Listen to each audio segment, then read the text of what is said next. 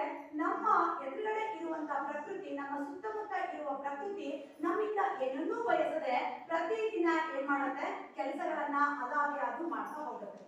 ವೃಕ್ಷ ಪರೋಪಕಾರ ಅಂತಂದ್ರೇನು? ಬೇರೆಯವರಿಗೆ ಉಪಕಾರ ಮಾಡೋದು. ಒಂದು ಎಲ್ಲ ದಾರಿಯಲ್ಲಿ ಗಿಡ ಬೆಳೆದಿರುತ್ತೆ, ಹಣ್ಣು ಬಿಡುತ್ತೆ. ಯಾವ್ದಾದ್ರು ಮರ ತನ್ನ ಹಣ್ಣನ್ನ ತಾನೇ ತಿಂದಿದ್ದು ನೋಡಿದ್ದೀರಾ? ಇಲ್ಲ. ಆ ಮರ ಏನ್ ಮಾಡುತ್ತೆ, ತನ್ನಲ್ಲಿ ಬಿಟ್ಟಿರುವಂತ ಎಲ್ಲ ಹಣ್ಣುಗಳನ್ನ ಪರರಿಗಾಗಿ ದಾನ ಮಾಡುತ್ತೆ.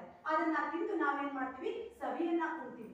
ಹಾಗೆ ನದಿ ಪರೋಪಕಾರಿ ಅಂತಂದ್ರೆ ನದಿ ಹರಿತಾ ಇರತ್ತೆ, ಆ ನೀರನ್ನ ಬಳಸ್ತೀವಿ, ಆ ನೀರನ್ನ ಕುಡಿತೀವಿ. ಹಾಗೆ ನದಿ ಎಂದಾದ್ರೂ ಆ ನೀರನ್ನ ಆ ನದಿನೇ ಕುಡಿದುಂಟಾ?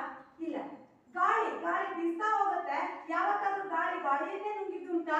ಇಲ್ಲ. ಗಾಳಿಯು ಸಹ ನಮ್ಗೆ ಏನ್ ಕೊಡ್ತಾ ಇದೆ, ಬೇಕಾದಂತಹ ಪರೋಪಕಾರಿಯನ್ನ ಮಾಡ್ತದೆ. ಪ್ರಕೃತಿಯೇ ಇಷ್ಟು ಪರೋಪಕಾರ ಮಾಡುವಾಗ ನಾವು ನೀವು ನರಗುಣಗಳಾಗಿದ್ದಂತ ಮಾನವರು ನಾಳೆ ಇರ್ತೇವೆ ಇಲ್ಲೋ ಗೊತ್ತಿಲ್ಲ, ನಮ್ಮಲ್ಲಿರುವ ಒಳ್ಳೆಯ ಗುಣಗಳನ್ನ ನಾವೇನ್ ಮಾಡ್ಬೇಕು, ಬೇರೆಯವರಿಗೆ ಶೇರ್ ಮಾಡ್ಬೇಕು, ಮಾತನಾಡ್ಬೇಕು, ಒಳ್ಳೆ ವಿಚಾರಗಳನ್ನ ಹೊಂದಬೇಕು. ಈಗ ಉದಾಹರಣೆ ಮೂಗು ತೋರಿಸುವಂಥದ್ದು, ಬೇರೆ ವಿಚಾರಗಳಲ್ಲಿ ಮೂಗು ತೋರಿಸುವಂಥದ್ದು ಇರ್ಬೋದು, ಅನಾವಶ್ಯಕ ಮಾತನಾಡುವಂಥದ್ದು ಇರ್ಬೋದು, ಬೇರೆಯವರಿಗೆ ಅಪಹಾಸ್ಯ ಮಾಡುವಂಥದ್ದು ಇರ್ಬೋದು, ಬೇರೆಯವರಿಗೆ ನನ್ನ ಮಾತುಗಳಿಂದ ಚುಚ್ಚುವಂಥದ್ದು ಇರ್ಬೋದು. ಇವ್ಯಾವ ಏನು ವಿಷಯಗಳು ಏನಾಗಲ್ಲ, ನಿಮ್ಮ ಸಂಸ್ಕೃತಿಗೆ ಸಂಬಂಧ ಪಡೋದಿಲ್ಲ. ಈ ವಿಷಯ ಇವತ್ತಿನ ಕಾರಣಕ್ಕೆ ಇದಕ್ಕಾಗಿ ಇಟ್ಟಿರ್ಬೋದು ಅಂತ ನಾನು ಅನ್ಕೊಳ್ತೀನಿ. ನಿಮ್ಮಲ್ಲಿ ಇರುವ ಒಳ್ಳೆ ಗುಣಗಳು, ಮನುಷ್ಯ ಅಂದ್ಮೇಲೆ ಎಲ್ಲರ ಹತ್ರ ಒಳ್ಳೆ ಗುಣಗಳು ಇದ್ದೇ ಇರುತ್ತೆ. ಕೆಟ್ಟವ್ರು ಯಾರು ಅಂತ ನಾನು ಗುರುತಿಸಿದ್ರೆ ಅವಳು ಇನ್ನೊಬ್ಬಳಿಗೆ ಫ್ರೆಂಡ್ ಆಗಿರ್ತಾಳೆ ಅಲ್ವಾ? ನಾನು ಒಳ್ಳೆಯವಳು ಅಂತ ನಾನು ಅನ್ಕೊಂಡ್ರೆ ನನಗೆ ಎಲ್ಲರೂ ಫ್ರೆಂಡ್ ಆಗ್ಬೇಕಲ್ಲ.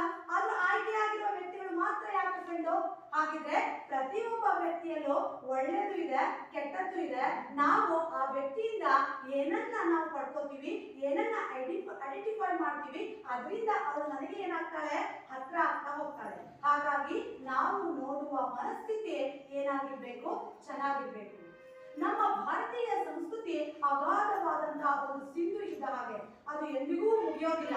ಮಾತಿಗೆ ನಿಲಕದ್ದು, ಬರಹಕ್ಕೆ ಎಟಕದ್ದು. ಎಷ್ಟು ಬರೆದರೂ ಸಹ ಸಂಸ್ಕೃತಿ ಮುಗಿಯುವಂಥದ್ದಲ್ಲ. ಎಷ್ಟು ಓದಿದ್ರು ಸಹ ತಿಳಿಯಕ್ಕೆ ಆಗದೆ ಇರುವಂತಹ ವಿಷಯ ನಮ್ಮ ಭಾರತೀಯ ಸಂಸ್ಕೃತಿ.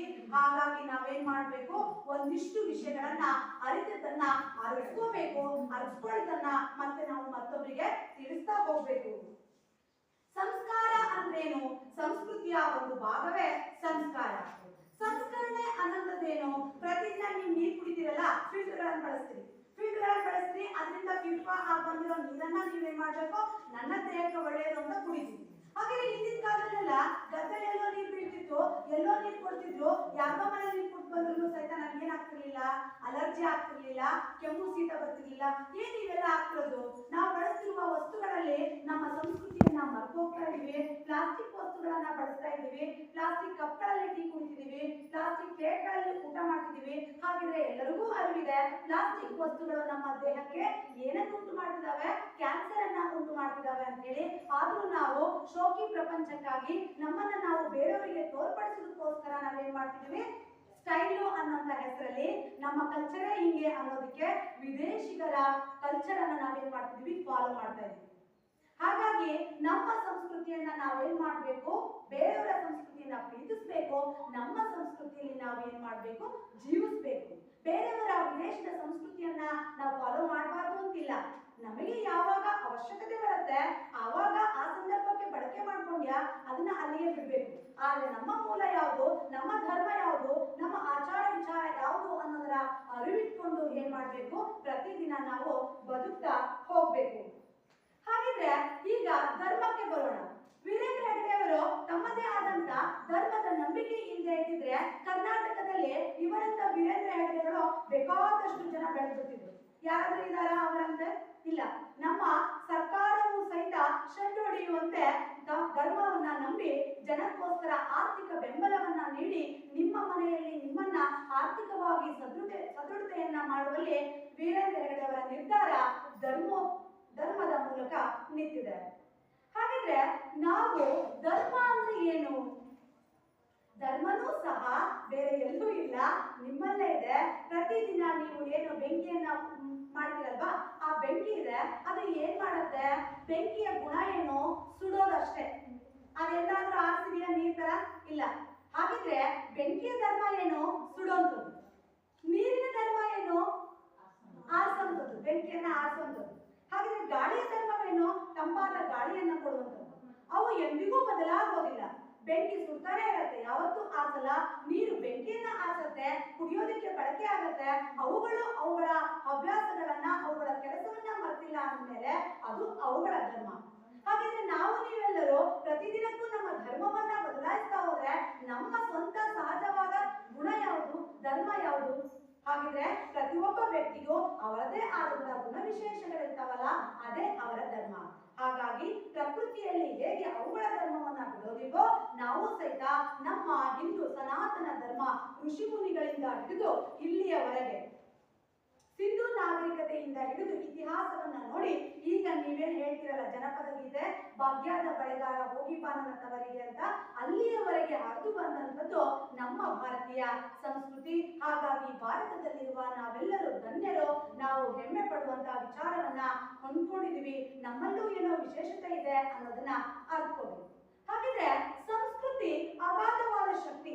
ಇದು ಒಂದು ಸಮುದ್ರ ತರ, ಸಾಗರ ತರ. ಇದನ್ನ ನಾವು ಎಂದಿಗೂ ಪೂರ್ತಿ ಇಷ್ಟೇ ಹೇಳೋಕ್ಕಾಗಲ್ಲ.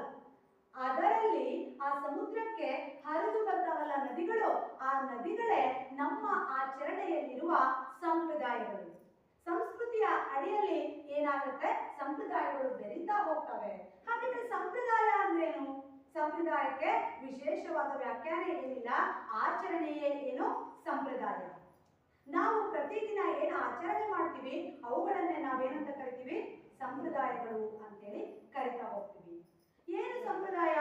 ನಾವು ಪ್ರತಿದಿನ ಬೆಳಗ್ಗಿಂದ ಎದ್ದು ಸೂರ್ಯ ಹೊತ್ತೋಗುವವರೆಗೂ ಮಾಡುವಂತಹ ಎಲ್ಲ ಕೆಲಸಗಳು ಏನಾಗಿರ್ತವೆ, ನಮ್ಮ ಆಚರಣೆಗೆ ಒಳಪಡ್ತವೆ. ನಮ್ಮ ಭಾರತ ದೇಶದಲ್ಲಿ ವಿಶೇಷವಾಗಿ ಹಬ್ಬಗಳ ರಾಜ ಅಂದ್ರೂ ತಪ್ಪಾಗೋದಿಲ್ಲ. ಪ್ರತಿ ತಿಂಗಳು ಒಂದು ಹಬ್ಬ. ನಾವು ದಿನ ಕಸ ಹೊಡಿತೀವೋ ಮೂಲೆ ತಪ್ತೀವೋ ಗೊತ್ತಿಲ್ಲ, ಹಬ್ಬ ಬಂದ ತಕ್ಷಣ ಏನ್ ಮಾಡ್ಬೇಕು, ಮನೆ ಕ್ಲೀನ್ ಮಾಡ್ಬೇಕು, ಬಟ್ಟೆ ಕ್ಲೀನ್ ಮಾಡ್ಬೇಕು, ಆ ಹಾಸಿಗೆಗಳನ್ನ ಕ್ಲೀನ್ ಮಾಡ್ಬೇಕು. ಹಾಗಿದ್ರೆ ಬೇರೆಯವರೆಲ್ಲ ಹೇಳ್ತಾರೆ, ನಮ್ಮ ಜೊತೆಗೆ ಇರುವಂತ ಫ್ರೆಂಡ್ಸ್ ಬೇರೆ ಜಾತಿಯವರು ಹೇಳ್ತಾರೆ, ಏನಂತ ಹೇಳ್ತಾರೆ, ನಮ್ದು ವರ್ಷಕ್ಕೆ ಒಂದೇ ಹಬ್ಬ, ವರ್ಷಕ್ಕೆ ಎರಡೇ ಹಬ್ಬ ಅಂತ ಹೇಳ್ತಾರೆ. ಹಾಗಾದ್ರೆ ಹಿಂದೂ ಧರ್ಮದಲ್ಲಿ ಯಾಕೆ ತಿಂಗಳ ಹಬ್ಬಗಳಿವೆ? ಹಾಗಿದ್ರೆ ಹಿಂದಿನ ಹಿರಿಯರು ದಡ್ರ ಆಗಿದ್ರೆ ಅವ್ರು ಯಾಕೆ ಮಾಡಿದ್ರು? ಮಾಡಕ್ ಕೆಲಸ ಇಲ್ಲ ಮಾಡಿದ್ರ? ಇಲ್ಲ. ಅವರಿಗೂ ಈಗ ನೀವು ಇಷ್ಟು ಸಬಲೀಕರಣದಿಂದ ಬದುಕ್ತಾ ಇದ್ದೀರಿ, ಊಟ ಮನೆಯವರು ದುಡಿದು ಊಟಕ್ಕೆ ನಿಮಗೆ ಯಾವ ಕೊರತೆಯನ್ನು ಮಾಡೋದಿಲ್ಲ. ಹಿಂದೇನಾಗಿತ್ತು, 5-6 ಮಕ್ಕಳನ್ನ ಹೆತ್ಕೊಂಡು ತಾಯಿಯಾದರೂ ಸಹಿತ ಗದ್ದೆ ಹೋಗಿ ದುಡಿಮೆ ಮಾಡ್ಬೇಕಿತ್ತು. ಅಷ್ಟು ಸ್ಟ್ರಗಲ್ ಅಲ್ಲೂ ಸಹಿತ ಹಬ್ಬ ಆಚರಣೆಗಳನ್ನ ಮಾಡಿದ್ದಾರೆ. ಈಗ ಮಾಡೋದು ಏನೂ ಲೆಕ್ಕಕ್ಕಿಲ್ಲ. ಇದಕ್ಕಿಂತ ಮಡಿ ಉಡಿಯಾಗಿ ಅವರು ಮಾಡ್ತಿದ್ರು. ಯಾಕೆ ಮಾಡ್ತಿದ್ರು? ಪ್ರತಿ ತಿಂಗಳಲ್ಲಿ ವಾತಾವರಣದಲ್ಲಿ ಏನಾಗ್ತಿದೆ, ಬದಲಾವಣೆ ಆಗ್ತಾ ಇರತ್ತೆ. ಆ ಬದಲಾವಣೆಗೆ ನಮ್ಮ ದೇಹವನ್ನ ಒಗ್ಗೂಡಿಸಿಕೊಂಡು ನಮ್ಮ ಆರೋಗ್ಯವನ್ನ ಹತೋಟಿಯಲ್ಲಿ ಇಟ್ಕೊಳ್ಳೋದಕ್ಕೋಸ್ಕರ, ಆರೋಗ್ಯವನ್ನ ಕಾಪಾಡ್ಕೋಬೇಕಲ್ಲ, ಅದಕ್ಕೋಸ್ಕರ ಹಿಂದಿನ ಹಿರಿಯರು ಏನ್ ಮಾಡಿದ್ರು, ಪ್ರತಿ ಹಬ್ಬಕ್ಕೊಂದು ಆಚರಣೆಯನ್ನ ಮಾಡಿದ್ರು, ಹಬ್ಬಕ್ಕೊಂದು ಹೆಸರನ್ನ ಇಟ್ಟು, ಹಬ್ಬಕ್ಕೊಂದು ಊಟವನ್ನ ಮಾಡಿದ್ರು. ಅದು ಯಾಕೆ ಮಾಡಿದ್ರು ಅನ್ನೋದರ ಪರಿಕಲ್ಪನೆ ಯಾರಿಗಿರ್ಬೇಕು? ನಮ್ಮ ನಿಮ್ಮೆಲ್ಲರಿಗೂ ಇರ್ಬೇಕು. ಯಾರೋ ಒಂದು ಮಗು ಬರುತ್ತೆ, ಅಮ್ಮ ಹಬ್ಬ ಯಾಕೆ ಮಾಡ್ತೀವಿ? ಗೊತ್ತಿಲ್ಲ, ಫೋನ್ ನೋಡ್ಕೊ, ಯೂಟ್ಯೂಬ್ ನೋಡ್ಕೊಂಡು ಹುಡ್ಕೊಂತ ಕಾಲ ಇದೆ ಅಲ್ವಾ? ಎಲ್ಲರಿಗೂ ಗೊತ್ತಿದೆ, ಅದರ ಬಗ್ಗೆ ಅರಿವಿಲ್ಲ ಅಷ್ಟೇ. ಹಾಗಿದ್ರೆ ದೀಪಾವಳಿಯನ್ನ ಯಾಕೆ ಆಚರಣೆ ಮಾಡ್ತಿದ್ರು? ದೀಪಾವಳಿ ಹಿಂದೆ ಯಾಕೆ ಆಚರಣೆ ಮಾಡ್ತಿದ್ರು ಅಂದ್ರೆ, ಆಗೆಲ್ಲ ಕಿಲೋಮೀಟರ್ಗಳಿಗೆ ಒಂದೊಂದು ಮನೆಗಳಿರ್ತಿದ್ವು. ಆ ಟೈಮಲ್ಲಿ ಬೆಳೆಗಳು ಜಾಸ್ತಿಯಾಗಿ ಹುಳಗಳ ದಾಂತಿ ಜಾಸ್ತಿ ಆಗ್ತಿತ್ತು. ಆ ಹುಳಗಳನ್ನ ಅವಾಯ್ಡ್ ಮಾಡೋದಕ್ಕೋಸ್ಕರ ಒಂದಿಷ್ಟು ಮದ್ದು ಲೋಬಾನಗಳನ್ನ ಹಾಕ್ತಿದ್ರು. ಅದ್ರ ಜೊತೆಗೆ ಆಗ ಈ ತರ ಲೈಟ್ಗಳೆಲ್ಲ ವ್ಯವಸ್ಥೆ ಇರಲಿಲ್ಲ. ಲೈಟ್ಗಳು ಇಲ್ಲದೆ ಕಾರಣಕ್ಕೆ ಅಲ್ಲಲ್ಲೇ ದೀಪಗಳನ್ನ ಏನ್ ಮಾಡ್ತಿದ್ರು, ಹಚ್ಚಿಡ್ತಿದ್ರು. ಅದೇ ಬರ್ತಾ ಬರ್ತಾ ಏನಾಯ್ತು, ದೊಡ್ಡ ದೊಡ್ಡ ಪಟಾಕಿ ಮದ್ದುಗಳನ್ನ ಹಾರಿಸಿ ಪರಿಸರ ಹಾಳು ಮಾಡುವಂತ ಕೆಲಸವನ್ನ ನಾವು ಬಂದು ತಲುಪಿದೀವಿ. ಹಾಗಿದ್ರೆ ಆ ಹಬ್ಬದ ಪ್ರಯುಕ್ತತೆ ಏನು, ಆ ಹಬ್ಬದ ವಿಶೇಷ ಏನು ಅನ್ನೋದನ್ನ ನಾವೇನ್ ಮಾಡ್ಬೇಕು, ಅರ್ಥಕೋಬೇಕಾಗುತ್ತೆ. ದೀಪಾವಳಿನ ಅದ್ರ ಜೊತೆ ಮಾಡಿ ಆ ಒಂದು ಹಬ್ಬಕ್ಕೆ ವಿಶೇಷವಾದ ಅಡಿಗೆಯನ್ನ ಮಾಡಿ ಊಟ ಮಾಡ್ತೀವಿ. ಹೀಗೆ ಹೇಳ್ತಾ ಹೋದ್ರೆ ಬೇಕಾದಷ್ಟು ಹಬ್ಬಗಳಿವೆ. ಈ ತಿಂಗಳಲ್ಲೇ ಇನ್ನೊಂದು ಕೇವಲ ಒಂದು 5-6 ದಿನಗಳಲ್ಲಿ ಬರುವಂತ ಹಬ್ಬ ಯಾವುದು? ಸಂಕ್ರಾಂತಿ ಹಬ್ಬ. ಸಂಕ್ರಾಂತಿ ಹಬ್ಬಕ್ಕೆ ಏನ್ ಮಾಡ್ತೀರಿ ನೀವೆಲ್ಲ? ತಲೆಗೆ ಎಣ್ಣೆ ಹಚ್ತೀರಿ, ಮಕ್ಕಳಿಂದ ಹಿಡಿದು ನೀವು ಮತ್ತೆ ಮನೆಯಲ್ಲಿರುವ ಎಲ್ಲ ಗಂಡು ಮಕ್ಕಳಿಗೂ ಸಹಿತ ಎಣ್ಣೆ ಹಚ್ತೀರಿ, ಸ್ನಾನವನ್ನ ಮಾಡ್ತೀರಿ. ಹಿಂದೆಲ್ಲ ನದಿಗಳಿಗೆ ಹೋಗಿ ಸ್ನಾನವನ್ನ ಮಾಡ್ತಿದ್ರು, ಈಗ ಮನೆಯಲ್ಲಿ ಇರುವಂತ ವ್ಯವಸ್ಥೆಯಲ್ಲಿ ಮಾಡ್ತೀವಿ. ಎಳ್ಳು ಬೆಲ್ಲವನ್ನ ತಿಂತೀರಿ, ಹಬ್ಬನ್ನ ಹಂಚ್ತೀರಿ. ಯಾಕೆ? ಇದಕ್ಕೊಂದು ವೈಜ್ಞಾನಿಕ ಕಾರಣವಿದೆ. ನಮ್ಮ ವಾತಾವರಣದಲ್ಲಿ ಈಗ ಬರುವಂತ ಮೂಡು ಗಾಳಿ ಏನಿದೆಯಲ್ಲ, ಇದು ನಮ್ಮ ಸ್ಕಿನ್ ಅನ್ನ ಏನ್ ಮಾಡ್ತಾ ಹೋಗ್ತಾ ಇದೆ? ಡ್ರೈ ಮಾಡ್ತಾ ಹೋಗ್ತಾ ಇದೆ, ಒಣಗಿಸ್ತಾ ಹೋಗ್ತಾ ಇದೆ ಅಲ್ವಾ? ನಾವು ತುಟಿಗಳನ್ನ ಹಿಂಗ್ ತೋರಿಸ್ಕೊಂಡ್ರೆ ಅದೇನೋ ಡ್ರೈ ಮೂವ್ಮೆಂಟ್ ಗಳು ಗೊತ್ತಾಗ್ತಾ ಇರತ್ತೆ, ಸ್ಕಿನ್ ಒಡೆದೋಗಿರುತ್ತೆ. ಇರುತ್ತೆ, ಇನ್ನೇನೋ ನಮ್ಮ ಆರೋಗ್ಯಕ್ಕೆ ಪರಿಣಾಮವನ್ನ ಬೀರ್ತಾ ಇದೆ. ಹಾಗಾಗಿ ಹಿಂದಿನ ಹಿರಿಯರು ದೇಹಕ್ಕೆ ಕಬ್ಬಿಣಾಂಶ ಅವಶ್ಯಕತೆ ಇದೆ, ಹಾಗಾಗಿ ಸಂಕ್ರಾಂತಿ ಹಬ್ಬದಂದು ಎಳ್ಳು, ಬೆಲ್ಲ ಮತ್ತೆ ಕಬ್ಬುಗಳನ್ನ ತಿನ್ಬೇಕು. ಈ ಮೂರೂ ವಸ್ತುಗಳಿಂದ ನಮಗೆ ಏನ್ ಸಿಗತ್ತೆ? ಕಬ್ಬಿಣಾಂಶ ಸಿಗತ್ತೆ ಅಂತ ಹೇಳಿ ಅವತ್ತು ಈ ಆಹಾರ ಪದ್ಧತಿಯನ್ನ ಮಾಡಿದ್ರು. ಹಾಗಾದ್ರೆ ಬಾಡಿ ಯಾಕೆ ಎಣ್ಣೆ ಮಸಾಜ್ ಮಾಡಬೇಕು? ನಮ್ಮ ಸ್ಕಿನ್ ಡ್ರೈ ಆಗಿರುತ್ತಲ್ವಾ, ಇದಕ್ಕೊಂದಿಷ್ಟು ತೇವಾಂಶವಾಗಬೇಕು. ಹಾಗೆ ನಮ್ಮ ಬೆಳಗಿನ ಥಂಡಿ ನೋಡಿರ್ತಾನೆ, ಎಷ್ಟೋ ಜನ ವಯಸ್ಕರು ಏನ್ ಮಾಡ್ತಿದ್ದಾರೆ, ಹಾಸಿಗೆಯಿಂದ ಎದ್ದೇಳೋದಕ್ಕೆ ಕಷ್ಟಪಡ್ತಿದ್ದಾರೆ. ಆ ಒಂದು ತಣ್ಣನೆಯ ವಾತಾವರಣಕ್ಕೆ ರಕ್ತ ಏನಾಗ್ತಿದೆ, ಮಜ್ಗಟ್ತಾ ಹೋಗ್ತಾ ಇದೆ. ಆ ರಕ್ತದ ಸಂಚಾರ ನೀಟಾಗಿಲ್ಲ ಅಂದ ತಕ್ಷಣ ನಮಗೆ ಅನಾರೋಗ್ಯ ಶುರುವಾಗುತ್ತೆ. ಹಾಗಾಗಿ ನಾವು ಹಬ್ಬದ ಹೆಸರಿನಲ್ಲಾದ್ರೂ ಸಹ ದೇಹಕ್ಕೆ ಒಂದಿಷ್ಟು ಎಣ್ಣೆಯನ್ನ ಹಾಕಿ ಮಸಾಜ್ ಮಾಡೋದ್ರಿಂದ ನಮ್ಮ ದೇಹದ ರಕ್ತ ಸಂಚಾರ ಏನಾಗುತ್ತೆ, ಜಾಸ್ತಿ ಆಗತ್ತೆ, ಆರೋಗ್ಯ ಸುರಕ್ಷಿತವಾಗಿರುತ್ತೆ ಅನ್ನೋ ಕಾರಣಕ್ಕೆ ಹಿಂದಿನ ಹಿರಿಯರು ಹಬ್ಬಕ್ಕೆ ಏನ್ ಮಾಡ್ಬೇಕು ಅನ್ನೋದನ್ನ ಇಷ್ಟಿಷ್ಟೇ ನಿಗದಿತವಾಗಿ ಮಾಡಿದ್ದಾರೆ. ನಾವೀಗ ಯಾವ್ದೋ ನಿಂತ್ಕೊಂಡು ಹೇಳ್ತೀನಿ, ನಾನು ಡಬಲ್ ಡಿಗ್ರಿ ಆಗಿದೆ, ಅವ್ಳು ಅಷ್ಟಾಗಿದೆ, ಇವ್ರದ್ದು ಇಷ್ಟಾಗಿದೆ, ಇವ್ಯಾವು ಹಿಂದಿನ ಹಿರಿಯರ ಬುದ್ಧಿವಂತಿಗೆ ನಿವಾಳಿಸಿ ಒಗೆಯುವಂತಿವೆ ಅಷ್ಟೇ. ನಾವು ಹೇಳುವಂಥದ್ದು ನಮ್ಮ ಅಂಕಪಟ್ಟಿಗೆ, ನಮ್ಮ ಓದುಗಾರಿಕೆಯನ್ನ, ನಮ್ಮ ಇನ್ನೇನೋ ಒಂದು ಜಂಬಕ್ಕೆ ತೋರಿಸ್ಕೊಳ್ಳುವಂತ ಜ್ಞಾನ ಆಗಿದೆಯೇ ಹೊರತು ಹಿಂದಿನವರ ಜ್ಞಾನಕ್ಕೆ ಸರಿಸಮಾನವಾದ ಜ್ಞಾನವನ್ನ ಹೊಂದೋದಕ್ಕೆ ಸಾಧ್ಯವಿಲ್ಲ. ಅಂತ ಬುದ್ಧಿವಂತರು ಎಲ್ಲಿದ್ರು ನಮ್ಮ ಭಾರತದಲ್ಲಿ ಜನಿಸಿದಂತ ವ್ಯಕ್ತಿಗಳು, ಅವರನ್ನ ಅನುವಂಶೀಯವಾಗಿ ನಾವು ಬೆಳೆದು ಬಂದಿದ್ದೀವಿ ಅಂತಂದ್ರೆ ನಮ್ಮಲ್ಲೂ ಸಹಿತ ಏನಿದೆ ಅಂತ ಒಂದು ಗುಣಗಳಿದೆ, ಅದನ್ನ ನಾವು ಬೆಳೆಸ್ಕೋಬೇಕು. ಬೇರೆ ದೇಶದಲ್ಲಿ ನಮ್ಮ ದೇಶದಿಂದ ಹೋದಂತ ಎಷ್ಟೋ ವ್ಯಕ್ತಿಗಳು ವಿಜ್ಞಾನಿಗಳಾಗಿದ್ದಾರೆ. ಅಮೆರಿಕ ಅವೆಲ್ಲ ನೋಡ್ತೀವಲ್ಲ, ಅಮೆರಿಕ, ಲಂಡನ್ ಎಲ್ಲ ನೋಡ್ತೀವಲ್ಲ, ಅಲ್ಲಿಯ ಜನರಿಗಿಂತ ನಮ್ಮ ಭಾರತದಿಂದ ಹೋಗಿದಂತ ಎಷ್ಟೋ ವಿದ್ಯಾರ್ಥಿಗಳು ಅಲ್ಲಿಗಿಂತ ಶ್ರೇಷ್ಠವಾದ ಸಾಧನೆಯನ್ನ ಮಾಡಿದ್ದಾರೆ. ಎಷ್ಟೋ ಜನ ಭಾರತದಲ್ಲಿ ಅವಕಾಶ ಇಲ್ಲ ಅಂತೇಳಿ ಅಲ್ಲಿಗೆ ಹೋಗಿದ್ದಾರೆ, ಅಲ್ಲಿ ನಮ್ಮ ಭಾರತ ದೇಶವನ್ನ ನೇಮ್ ಪ್ಲೇಟ್ ಮಾಡ್ತಾ ಇದ್ದಾರೆ. ಹಾಗಿದ್ರೆ ಆ ದೇಶಕ್ಕಿಂತ ನಮ್ಮ ದೇಶದಲ್ಲಿ ಬುದ್ಧಿವಂತರು ಇದ್ದಾರೆ ಅನ್ನೋದನ್ನ ಒಪ್ಕೋತೀರಾ ನೀವೆಲ್ಲ?